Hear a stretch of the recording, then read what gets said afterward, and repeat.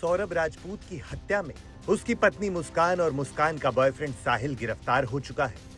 इस हत्याकांड में जांच के दौरान कई एंगल सामने आ रहे हैं। प्रेम त्रिकोण के अलावा जादू टोना, तंत्र मंत्र का एंगल भी सामने आ रहा है। दरअसल खबर यह है कि हत्या का आरोपी साहिल अंधविश्वास मानता था। उसके कमरे की दीवारों पर अजीबो शक्लो सूरत वाली तस्वीरें बनी हुई है। उसे लगता था कि उससे उसकी मृत मां बात करती है।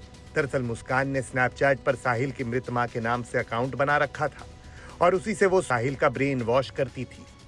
प्रकरण में जो विवेचना हो रही है उसमें सभी पक्षों के बयान लिए गए हैं। उनके द्वारा जो भी बातें बताई गई हैं, जो साक्ष्य आए हैं या जो आरोप लगाए गए हैं, उन पर जांच के लिए पुलिस की टीमें लगी हैं और हर पहलू को बारीकी से जांच की जा रही है। ये अभी तक इसमें ऐसी कोई बात किसी के द्वारा नहीं बताई गई, ना ही ऐसी विवेचना में कोई तथ्य आए हैं सामने तंत्र मंत्र का। जैसा कि मैंने बताया, एक लव ट्रायंगल है जिस पर कि प्रेमी प्रेमिका ने मिलकर हस्बैंड की हत्या की है और इसमें फिलहाल कोई तंत्र मंत्र जैसी कोई चीज सामने नहीं आई है।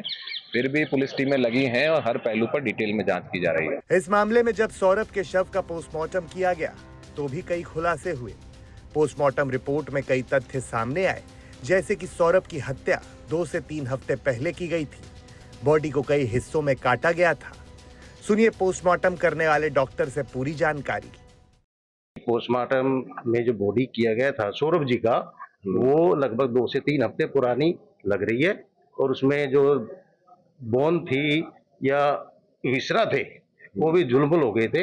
हड्डी जो दांत होते हैं वो भी शायद ढीले हो गए थे और शायद कई टुकड़ों में बॉडी विभाजित थी और ब्रेन में वाइटल ऑर्गन्स में खून न पहुंचने की वजह से मौत हो सकती है। इसमें शॉक एंड हेमरेज वाली बात हो सकती है, जैसे इन केसों में होता है। अच्छा सर, नशे की भी बात आई है, क्या नशा दिया गया था?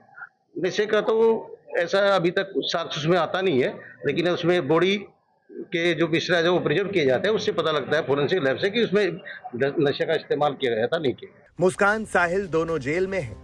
जेल में भी दोनों साथ ही रहना चाहते थे, लेकिन जेल का कानून दोनों को साथ रहने नहीं दे रहा। तो पहले दिन दोनों ने खाना न खाकर विरोध किया। प्रारंभ में बंदी आता है तो दिक्कत होती है। उनको ये नहीं पता था कि जेल में जो है महिलाओं के रहने की व्यवस्था अलग है तथा पुरुषों के रहने की व्यवस्था अलग है। तो वो साथ में रहना चाहते थे या पास वाली बैरक में, वो संभव नहीं है क्योंकि महिला बैरक जेल में पूर्ण रूप से पृथक है। वो पुरुष बैरक से कोई कांटेक्ट ही नहीं हो सकता। वो समझा दिया, उसके बाद मान गए। और खाने में पहले दिन समस्या थी, खाना नहीं लिया था। बाद में जब समझा दिया तो खाना ले लिया तथा पूरी स्थिति सामान्य हो गई। धीरे धीरे मामला तो साफ हो रहा है, लेकिन इस केस में कुछ कहा नहीं जा सकता है। जिस तरह से एक के बाद एक खुलासे हो रहे हैं, उसको देखकर तो यही लगता है कि सच अभी दूर है।